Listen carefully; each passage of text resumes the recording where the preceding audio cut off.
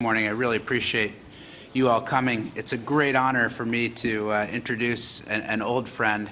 I mean, a friend of many years. He's not old, but he's genuinely exactly the kind of person that we want to have talking about issues at CSIS, because he is a absolute true expert on the situation that we'll be discussing today, which is the Itlos case and the that's before the court. And Paul Reichler, who has joined us today, is an expert. I'll introduce him in a little bit more detail soon. For those of you sitting back, please fill in at the table. We'd really like to fill all these seats. I think some say reserved, but you're welcome to take these seats, please. It's nice to have everybody up at the table. And for those of you who started your day with a visit to CSIS's old building at 18th and K, sorry about that. We're trying to reprogram everybody's head that this is indeed the new building, and it's a great pleasure to have all of you here today.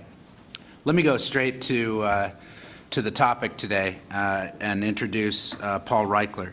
He is a partner and co-chair of the International Litigation and Arbitration Department at a Boston-based law firm called Foley Hoag.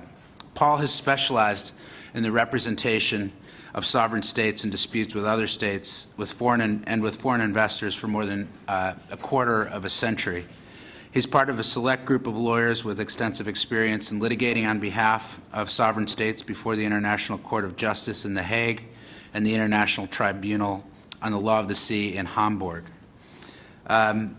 Among many other cases and clients that Paul has dealt with, he has particular experience representing and advising sovereign states in land and maritime boundary disputes with neighboring states, and these include Nicaragua against Colombia, Bangladesh against Myanmar, and several others that he may reference today. He served as a mediator appointed by the Secretary General of the Organization of American States in land and maritime boundary disputes between Guatemala and Belize. And I can tell you firsthand, when I was starting actually my business years ago, we actually shared some space with Paul. And he is a brilliant tactician, a good lawyer, a fantastic thinker, a very strategic person, and also just a wonderful guy. So please join me in welcoming Paul Reichler, and he'll ask you to take it away, Paul. Thank you. Thank you very much, Ernie. I feel like I shouldn't say anything because there's no way I can live up to that.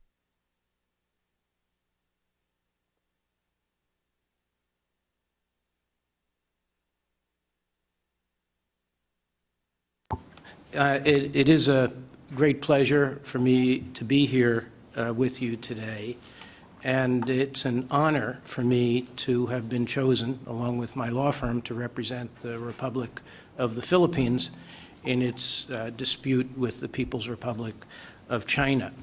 I plan to speak for 20 minutes or so to give you some background on the issues and the reasons for the case that was brought by the Philippines, and then hold the balance of time for questions. So I find that that's usually more interesting to the audience and more lively, and I know that at CSIS it's a very sophisticated crowd, so I'm sure there'll be some very interesting questions. The case is about this. Let's see if I can. What you see on the screen is a depiction of the South China Sea, and you see the red dashes around the perimeter of the South China Sea.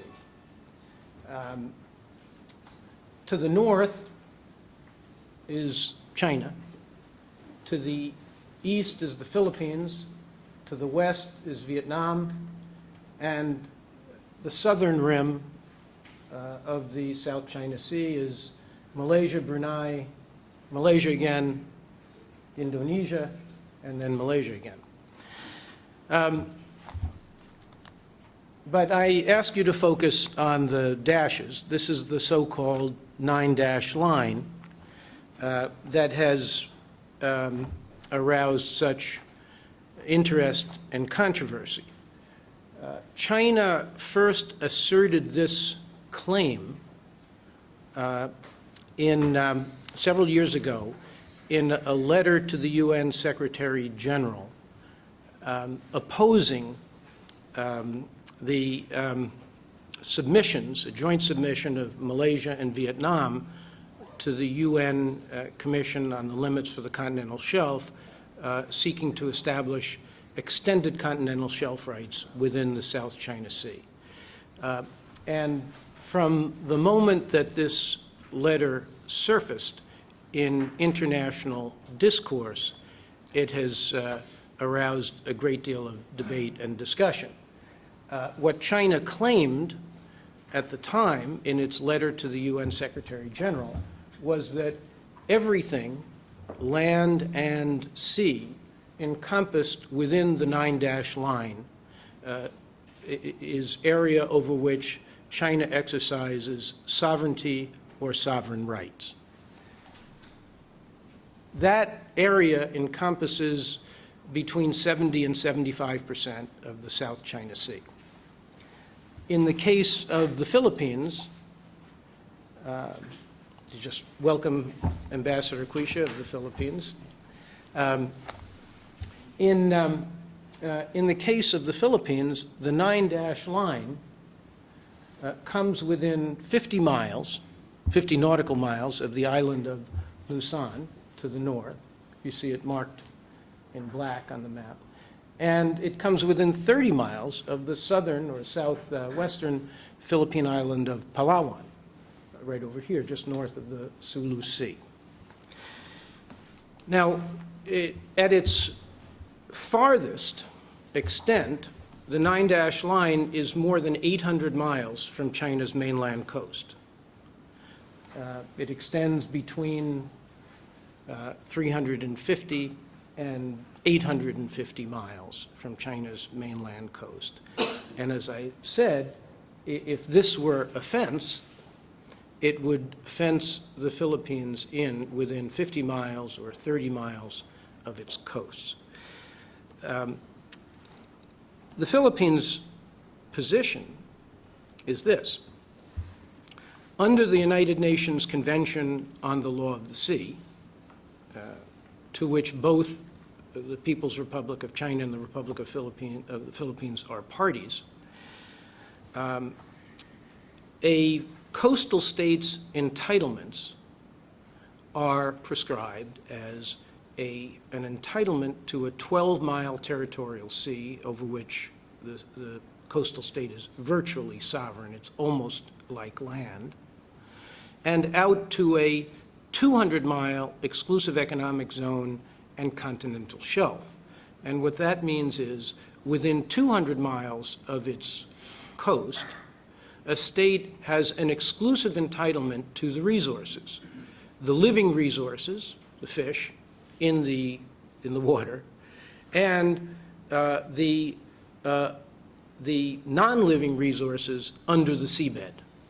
That's the continental shelf, whether it's hydrocarbons or some other minerals. The Law of the Sea Convention, which in this regard reflects customary international law. So even though, for example, there are a few states, we know which one is the main one, that are not parties to the Law of the Sea Convention, they are still bound by these principles because they have been adjudicated to reflect customary international law, which is applicable to all states. But in this case, we're talking about two states that are parties to the convention. So there's an entitlement to exclusive use of the resources out to 200 miles. And as you can see, China's claim conflicts with this. By claiming sovereignty or sovereign rights, not only more than 200, but more than 800 miles from its mainland coast, and within 200 miles, but not only that, within 50 or 30 miles of the Philippines coasts, you have China claiming entitlements which are not authorized under UNCLOS, under the convention, which overlap with the 200-mile entitlements of the Philippines, which are indeed authorized under UNCLOS. The same could be said for Vietnam on the opposite side. So from the Philippines' perspective, and this is what the main claim in the arbitration is, that China's 9-line claim, that is its claim of sovereignty and sovereign rights, extending far beyond its entitlements under the 1982 United Nations Convention, is inconsistent with that convention, unlawful, and it constitutes a trespass or a violation of the Philippines' rights within 200 miles as set forth in the convention. Now, this is not simply theoretical. In fact, China has objected to and prevented the Philippines from enjoying its rights under the convention within its 200-mile exclusive economic zone and continental shelf. There is an area called Reed Bank, which is up around here, which is within 100 miles from the Philippines coast of Palawan, which reports say has a major hydrocarbon potential. But the Philippines, until now, has been unable to exploit this because of China's objections, indeed because of China's threats that it will not allow the Philippines or a Philippines licensee to exploit that potential resources. Similarly, China has prevented the Philippines from exercising fishing rights throughout much of its 200-mile zone. So what the Philippines is seeking, first and foremost, in the arbitration, and I will come back in a few minutes to talk about the arbitration process. Paul, could you talk into the microphone? Oh, I'm sorry. It's a pretty good online audience. Sorry. So I will come back in a few moments and really conclude my remarks by, without going into boring detail for you, just outlining the basis, the legal basis of the arbitration under the convention and the process as it has developed to this point. But fundamentally, what the Philippines seeks is a declaration that all of the rights and entitlements in the South China Sea, including rights to the resources, living and non-living, are governed by the UN Convention on the Law of the Sea, and that under that convention, the 9-line is inconsistent and unlawful. The Philippines is entitled to the full enjoyment of its 200-mile exclusive economic zone and continental shelf and the resources located therein, and that it should be free to exploit without interference by China those resources, especially where China has no corresponding entitlement. Now, there are some other issues in the case which are worth mentioning, and those concern the status of the insular features, islands and rocks within the South China Sea. I'm going to see if I can operate this successfully. What we have circled here is three insular groups, if you will, in the South China Sea. To the northwest, the Paracel Islands are not involved in the arbitration. They're in dispute between China and Vietnam, but the Philippines does not claim rights in the sea extending that far. Scarborough Shoal, though, is a key element in the case. Let me see if I have if I can go right to the photo. There it is. I think I have a better slide for that. This is Scarborough Shoal, or a piece of it. Scarborough Shoal consists of 6 features like this one, essentially rocks that protrude above the water at high tide, barely above the water at high tide. This is the largest of the 6 features. Now, sovereignty is disputed between the Philippines and China, but under the Law of the Sea Convention, an arbitral tribunal that is constituted does not have jurisdiction to determine sovereignty over land features, and that includes islands or insular formations. However, what the Philippines has asked of the tribunal is that it determine the status of this feature under the convention.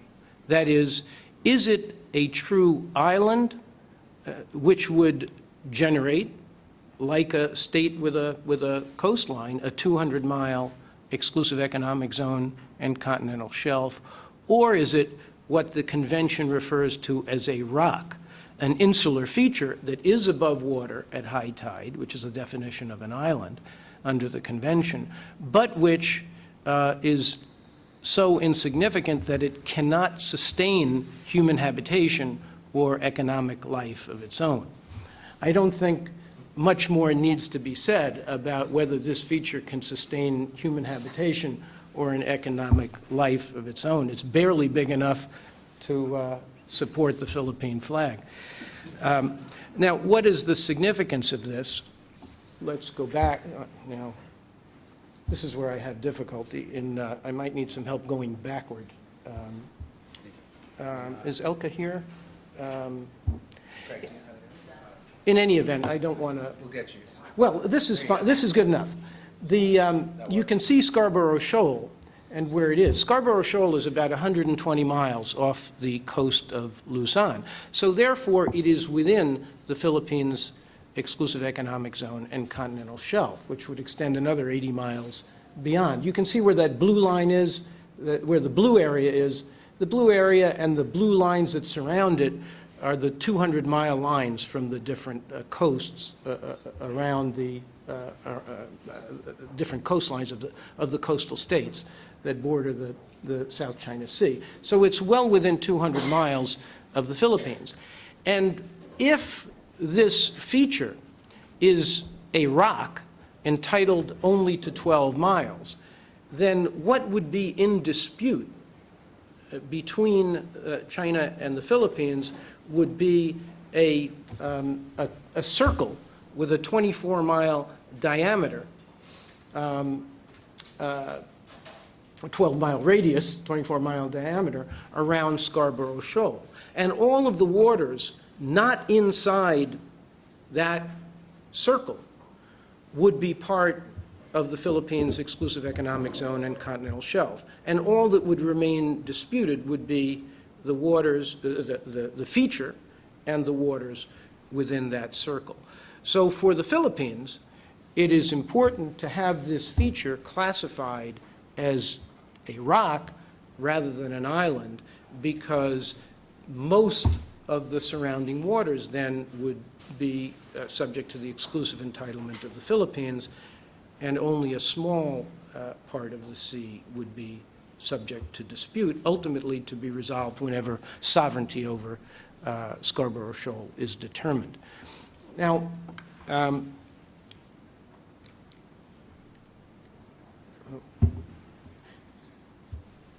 in the, I'm sorry, I want to go back again. Can you do it from there? To the, let's go back again, one more, that's it. These are part of the islands in the Spratly group. Scarborough Shoal is not part of the Spratlys. The Spratlys is to the south of Scarborough Shoal, and you can see very close, the closest, most of them are very close to Palawan, the Philippine island. The Spratlys are about 140 different features. The vast majority of them are underwater at all times. Another significant portion of them are underwater except at low tide, and they are called low tide elevations. There are relatively few of them that constitute true islands in the sense that they are above water at high tide. And a very, very tiny number of those even have vegetation on them.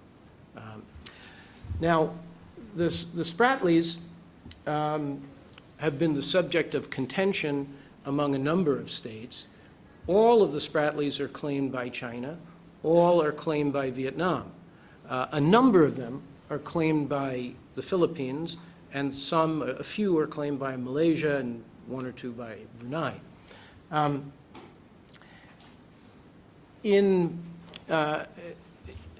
The third element of the Philippines' claim, that is, the focal point being first the 9-dash line, second focal point being Scarborough Shoal, and third, the Spratlys. And here, similar to the objective in regard to Scarborough Shoal, what the Philippines is attempting to establish is that these features do not generate more than a 12-mile entitlement. That is, they are, under the terms of the convention, rocks. They do not support human habitation or economic life of their own.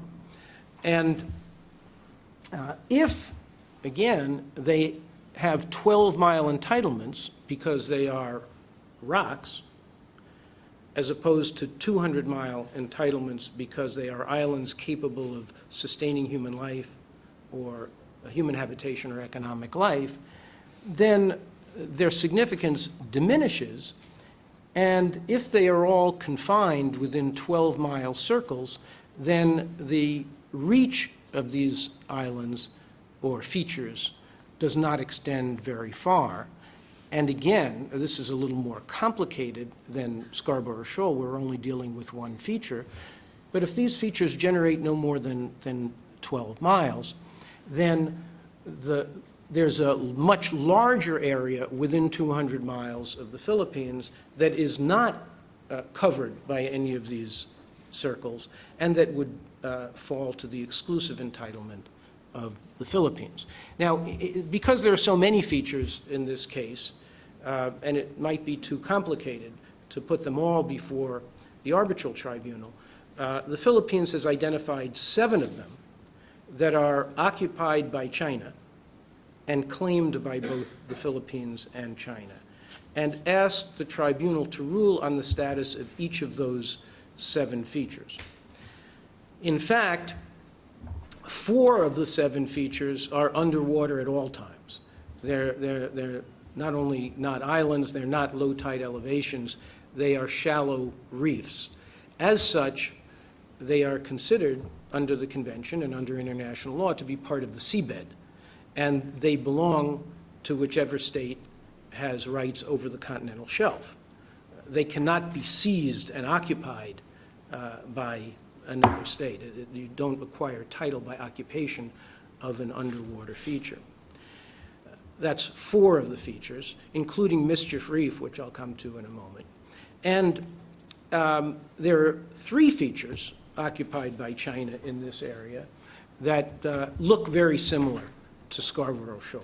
They're quite obviously rocks. So the Philippines has asked the tribunal, in the case of all 7 features occupied by China, to rule that, well, in the case of the 3 features occupied by China that look like Scarborough Shoal and stick out above the water at high tide, to rule that they have only 12-mile entitlements.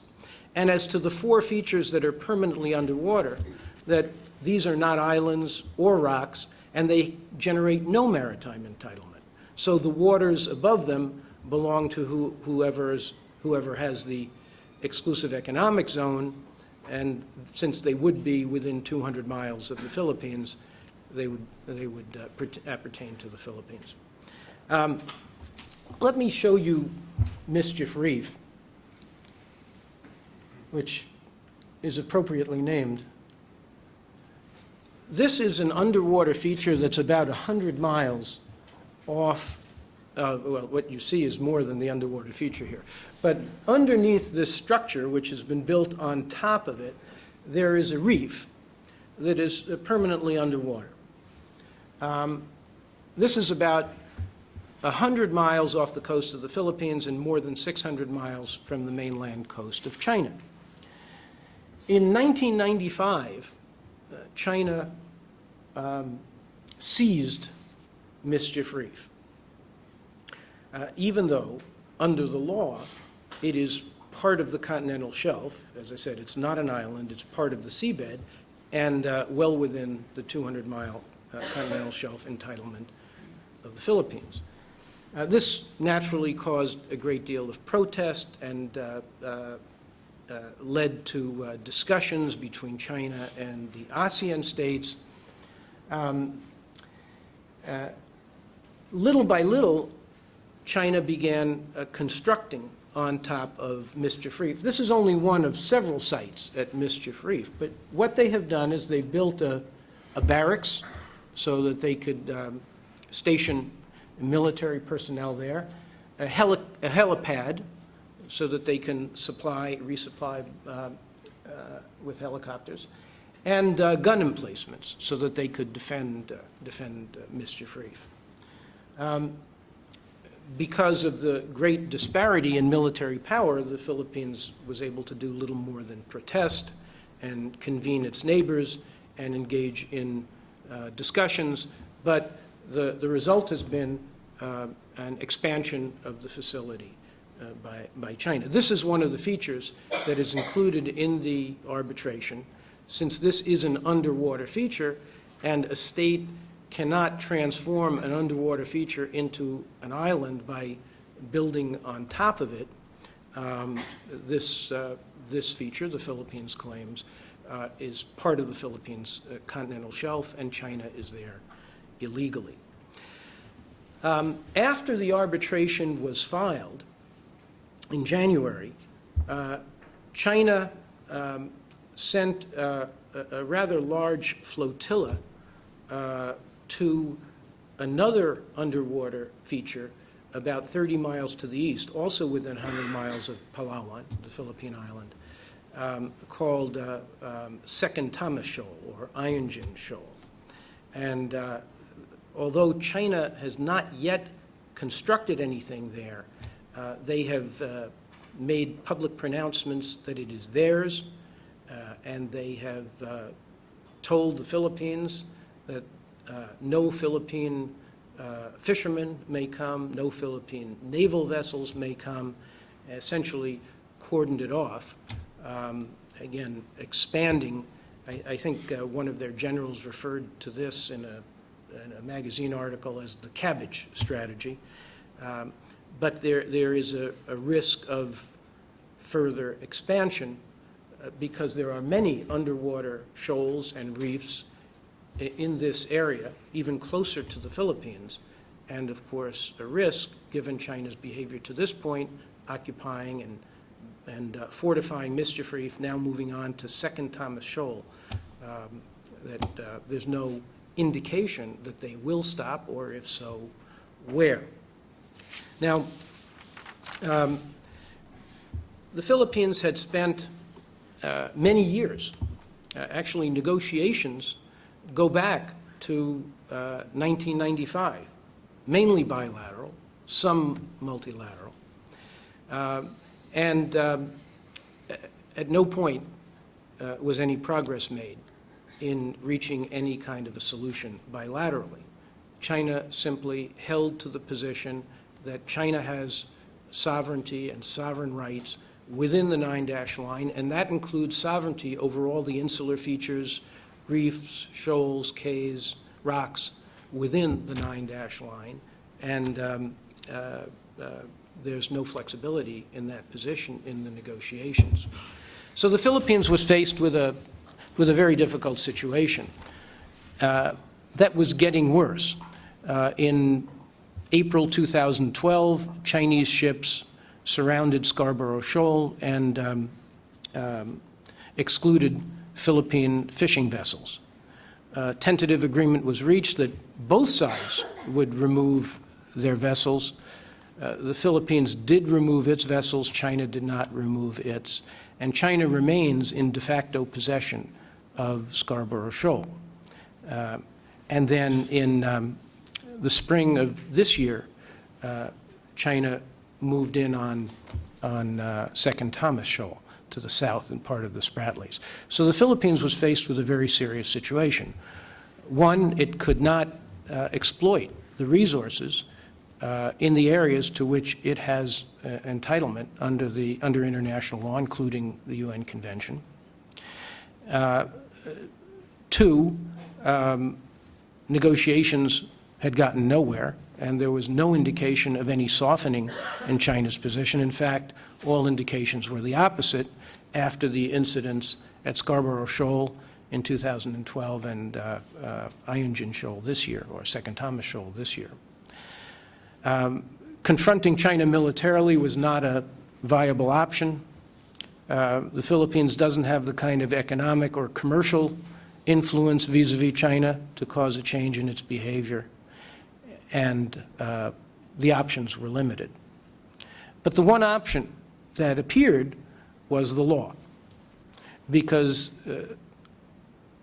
in a court or before an arbitral tribunal, a small state that is weaker militarily, economically, commercially, has the opportunity, at least, to compete on equal terms with a much larger, more powerful state. And there's a growing number of precedents for this, particularly under the Law of the Sea Convention. Guyana and Suriname in their arbitration, Mauritius and the UK in their arbitration, Bangladesh and Myanmar, and Bangladesh and India, which I'm going over to The Hague to argue next week. In all of these cases, we have smaller, less powerful states unable to secure what they considered to be their rights under international law in negotiations with states that were more powerful or larger militarily and or economically, or both. And the smaller state resorted to arbitration under the Law of the Sea Convention. And that is what the Philippines did here. Now, just a couple of more words on this, and I will, this is Article 286 of the Convention, and it provides that, just to interpret it a little bit for you, where the parties have exchanged views on a dispute without resolving it, then either one can submit the dispute to third-party dispute resolution under any of the mechanisms provided for in the Convention. And in the next article, Article 287, it provides that they may take the dispute by agreement to the International Tribunal for the Law of the Sea in Hamburg, which is what Bangladesh and Myanmar did, or to the International Court of Justice, or to a tribunal, an arbitral tribunal that they would constitute by mutual agreement. But failing agreement to go to any of these forums, the fallback, the default mechanism is paragraph 5 at the bottom. If the parties to a dispute have not accepted the same procedure for the settlement of the dispute, it may be submitted only to arbitration in accordance with Annex 7, unless the parties agree otherwise. So what this means is if one party initiates a dispute under the convention, the other party does not want to agree to any particular forum, that does not frustrate or stop the arbitration. The claimant state has the right to take it to arbitration under the rules specified in one of the annexes to the convention, and the respondent state, the other state, is obligated to participate, is obligated by that choice, and is obligated by the decision of the arbitral tribunal, I should say. Let me see. I don't think there's anything else here that I want to go into right now. But so under Annex 7, that is how the arbitration was initiated under those procedures. The way it works is the claimant state appoints an arbitrator. Bangladesh appointed a very distinguished international jurist who's a judge on the International Tribunal for the Law of the Sea from Germany, Judge Rudiger Wolfram. Then the other state has the right to appoint an arbitrator. And then the states try to agree on 3 neutral arbitrators, including the president. If they're unable to agree, the convention provides that those arbitrators will be appointed by the president of ITLOS, the president of the International Tribunal for the Law of the Sea in Hamburg. China took the position from the very beginning that they would not participate in the arbitration, so they did not appoint an arbitrator. And one was appointed in lieu of their choice by the president of the International Tribunal for the Law of the Sea. And then they refused to negotiate over the other 3 arbitrators, who likewise were appointed by the president of the International Tribunal for the Law of the Sea. We have an arbitral tribunal, and I've been before many, that is clearly one of the most esteemed, expert, respected group of Law of the Sea experts that could possibly have been assembled. It's provided over by Judge Thomas Mensah of Ghana, who was a president of the International Tribunal for the Law of the Sea. It has Judge Wolfram, who I mentioned. It has Judge Jean-Pierre Cotte from France, another esteemed expert and judge on the ITLOS Tribunal. The Polish judge, Judge Polak, from the ITLOS Tribunal, is also a member appointed by the president of the ITLOS Tribunal.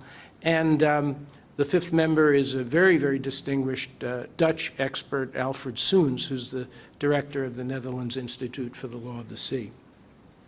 So it's a very serious, very prominent, very expert tribunal. China still has refused to participate, but the Annex 7 provides in Article 9 that in the event one of the parties refuses to participate, that does not frustrate or stop the arbitration. It proceeds. The members of the tribunal have a particular burden of establishing to their own satisfaction that the claims of the claimant state are supported by facts and law. They cannot simply enter a default judgment, as might happen in a national court in the United States. So it's still a rigorous procedure. Article 11 provides that the award, the judgment of the arbitral tribunal is final, it's not appealable, and it is binding. It's obligatory on all parties as a matter of international law. To this point, the tribunal has met, it's established rules of procedure, and it has set a schedule which requires the Philippines to submit its written pleading, what we call its memorial, its arguments on the facts and the law and supporting documentation by the 30th of March 2014. So the Philippine legal team is hard at work on that as we speak. After that, the tribunal has reserved judgment as to what the next steps will be. It will give every opportunity for China to change its mind and participate. It'll keep the door open, for as long as possible, but ultimately it will proceed to consider the Philippines' claims, its evidence, and its legal arguments, and ultimately render a judgment. And we expect that judgment to be rendered sometime in 2015, probably by the middle of 2015. It will be binding on the Philippines, and it will be binding on China. Whether China adheres to it is an entirely different question, maybe one that some of you have comments about. But right now, our task is to present the claims to the tribunal and to obtain the relief that the Philippines has requested. And with that, I will turn it back over to Okay. Ernie, who I'm sure will invite your questions. I will.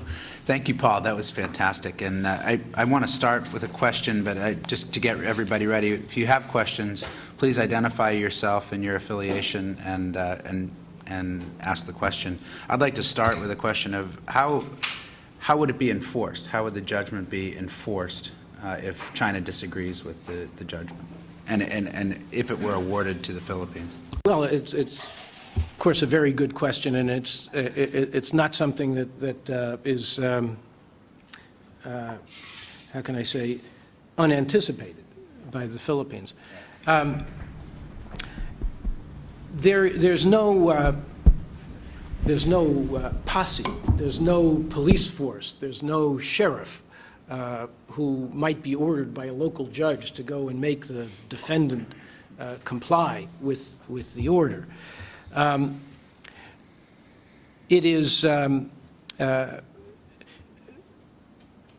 is largely a question of whether a state that is subject to a judicial order or an arbitral award chooses to comply or not. But having said that, I should point out, number one, that in 95% or more of cases decided by the International Court of Justice, the International Tribunal for the Law of the Sea, or arbitral tribunals that have been convened for interstate disputes, in at least 95% of those cases, the states that are, quote unquote, the losing party comply. We see this also in investor-state arbitrations, although the compliance rate may be a little bit lower, but still in the vast majority of investor-state arbitrations under bilateral or multilateral investment treaties, which may involve judgments of hundreds of millions of dollars. In the vast majority of these cases, the states comply. And the question is, if there's nobody who can force, if there's no army, there's no police, who can force a state to comply, why did they do it in the vast majority of cases? And I think that part of it, part of the explanation is that there is a heavy price to pay for a state that defies an international court order or a judgment of an arbitral tribunal that is seen, that is recognized in the international community as legitimate, as fair, as correct, as appropriate. There's a price to be paid for branding yourself as an international outlaw, as a state that doesn't respect, that doesn't comply with international law. There is something to be said for soft power and for the ability, the component of soft power that is composed of a state's ability to defend its actions as legal in the international system, as explaining and defending itself as respectful of international norms. It becomes an important part of a state's ability to influence other states. Now, it is important, therefore, not only for the Philippines to obtain a judgment in its favor, but for that judgment to be seen as impeccable in terms of its integrity, its honesty, its fairness, and its legal correctness. It may be that it takes some time before China adopts a more flexible position. But it's not unreasonable to think, at least I would say, it's not unreasonable to think that in the ultimate resolution of this dispute or these disputes or parts of these disputes, the fact that the Philippines has a legal judgment in its favor that's recognized internationally as valid and binding and legitimate and correct will play some role in the evolutionary process toward an acceptable solution. Thank you. The floor is open. Larry? I'm Larry Nix from CSIS. A very interesting talk, Mr. Reichler. I have two questions. First, on the definition of these above water objects, or whatever you want to call them, you mentioned rocks and islands.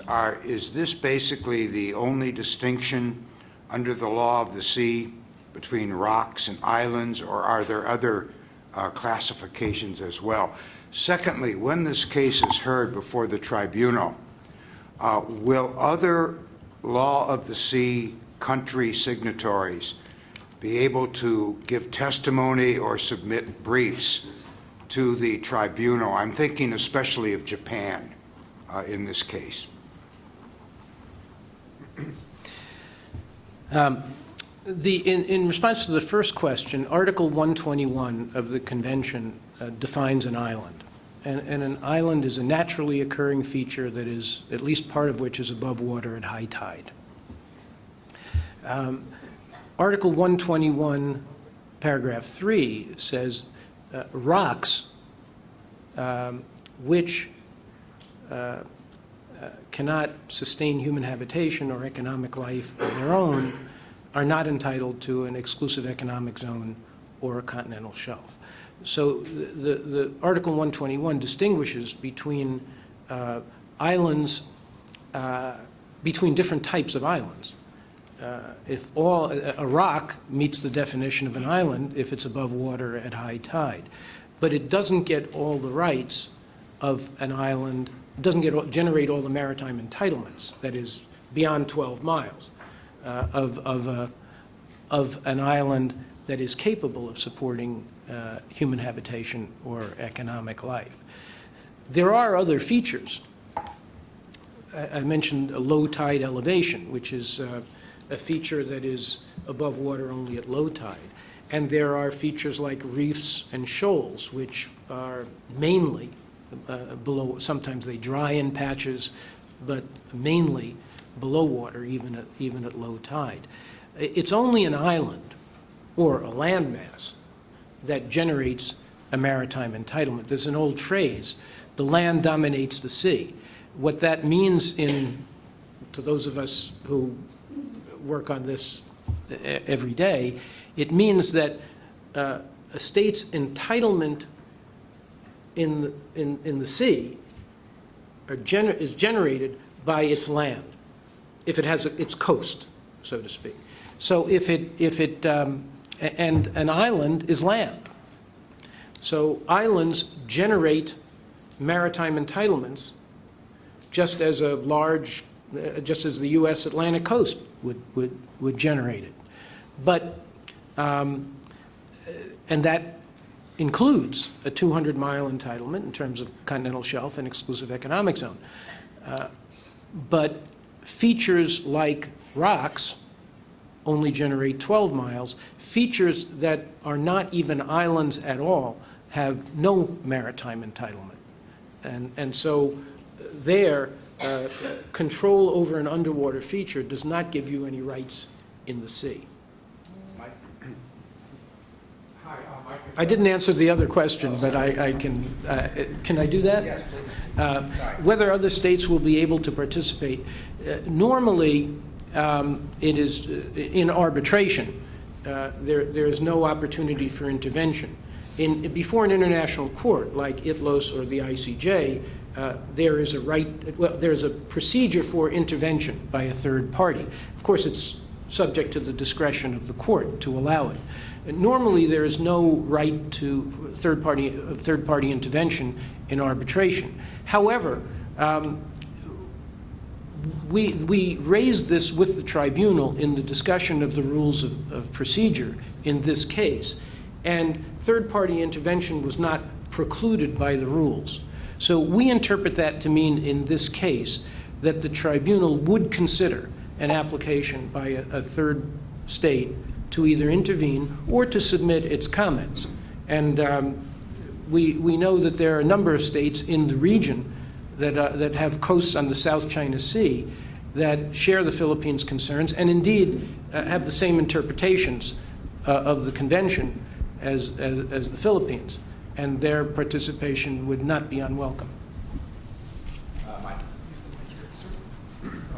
Hi, Mike McDevitt from CNA. To follow up on Larry's question about islands, one of the things that I think many of us who've looked at the South China Sea have in mind is the issue of many islands that do not have natural water supplies but are occupied, like the Vietnamese are on 22, and everybody's squatting on pieces of rock around the South China Sea.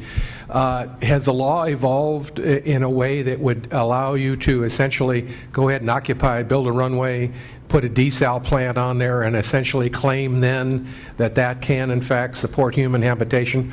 Or are all of these people actually on fool's errands, squatting on rocks that or islands that aren't going to, in the scheme of things, pay off? Well, it's a very good question, and it has inspired debate in the among academics who study this issue.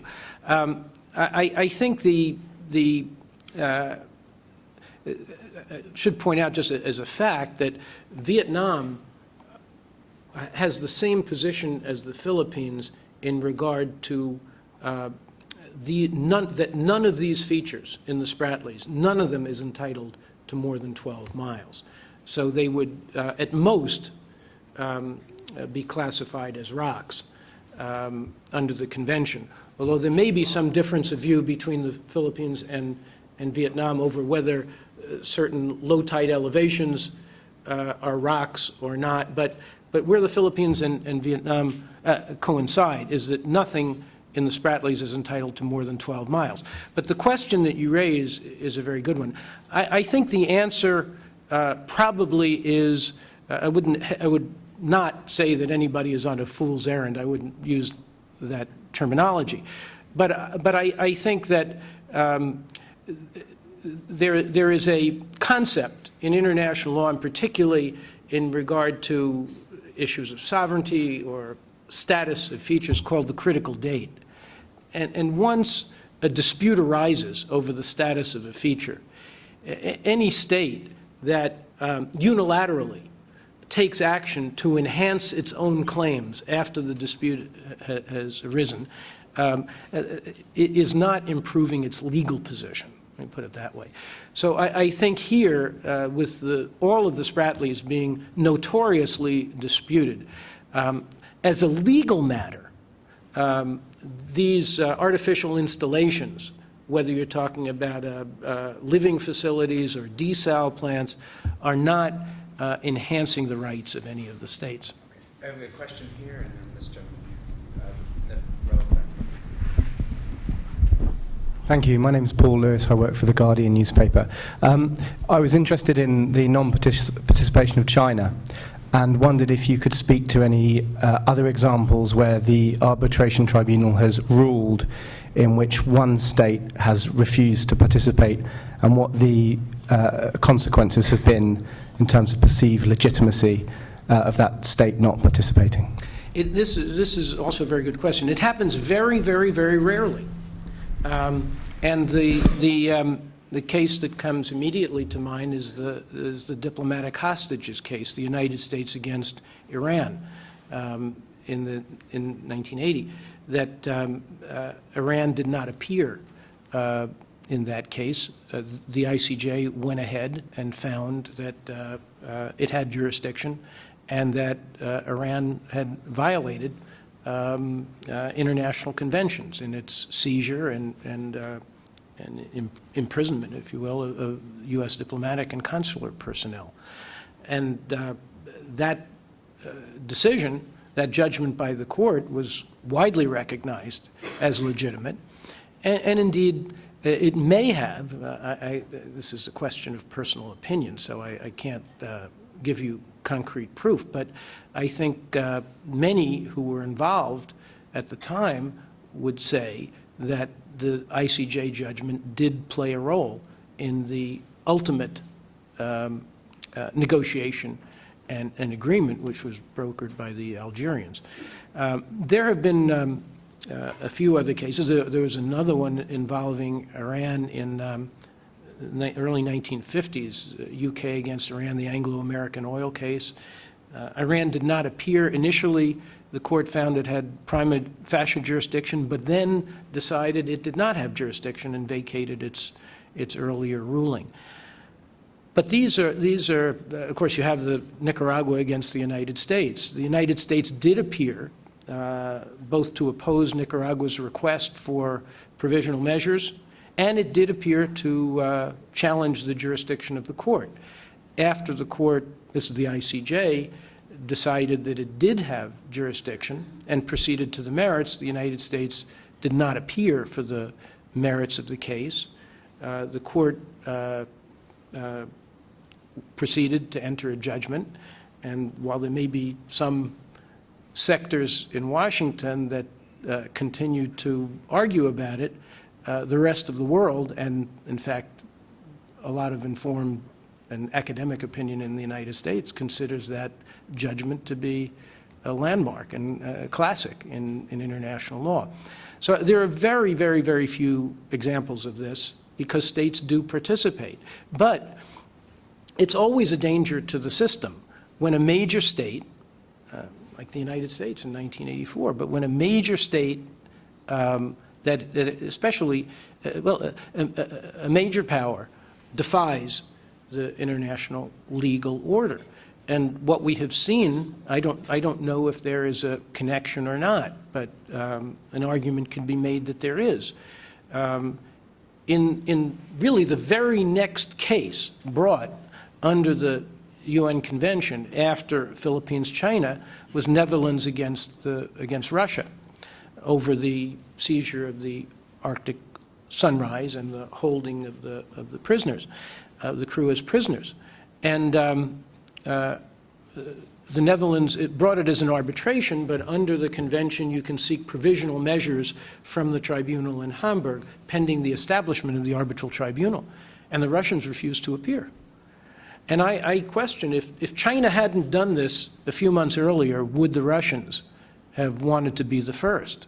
And my answer to that is probably not. When Georgia sued Russia over the 2008 invasion of Georgia under the Convention on the Elimination of All Forms of Race Discrimination because of the ethnic cleansing that the Russians carried out, Russia appeared. They opposed the request for provisional measures, which were issued by the court. They opposed jurisdiction, and they won. And I would have assumed they might have done the same thing here had it not been for China's example. Last question. Thank you very much. Mark Rosen from CNA. What will be the precedential effect of this? Will there be a written opinion? My understanding is that arbitral tribunal decisions are sources of international law under the statute of the International Court of Justice.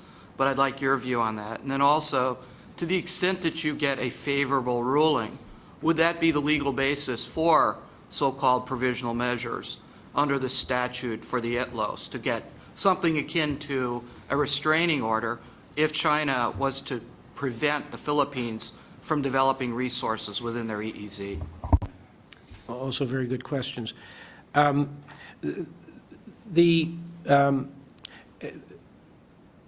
Technically speaking, an arbitral award is binding only between the parties to the case. However, these awards in interstate cases usually issued by very prestigious, world-class experts, legal experts on the law of the sea, become published, and they are cited in other cases. The International Court of Justice, as you said, cites arbitral awards as well as its own decisions when it issues opinions in support of its judgments. Arbitral tribunals cite other arbitral tribunals. Especially if you have a tribunal with people like Mensah, Cott, Wolfram, Pollack, Fred Soons, one would expect a very, very well-reasoned opinion. One would expect that anyway from 5 arbitrators like that. You can be sure in a case like this, which is going to receive a lot of attention and a lot of scrutiny, they're going to be extremely careful to issue an award which is very, very carefully and thoroughly justified. And I think it will be cited frequently in other cases. It will be taken as a statement, as an interpretation of the law. It presents some novel questions, but some questions which are rather clear or should be clearly answered under the very clear and express terms of the convention. So I think it will have a huge impact on the international legal community and hopefully on the international community in general, and hopefully that will create the kind of environment which over time will permit China, as it evolves to become more of a law-cognizant country, to incorporate, to digest, and to find a way to accommodate. When I say its evolution toward a law-cognizant country, there was a time nobody thought that China would ever comply with adverse WTO awards. But it's doing that largely. So the world isn't static, China isn't static, and there's reason to believe that over time, and with persistent diplomacy and support from the international community, if an award is issued that favors the Philippines, it will have some impact. Now, as to going to ITLOS, let me say, it's a very interesting idea. For provisional measures, some sort of restraining order, it's not one that we have had occasion to study yet, and for that reason, I would be hesitant to offer an opinion now without fully knowing what I'm talking about. But it's a very interesting idea. Ladies and gentlemen, please join me in thanking Paul.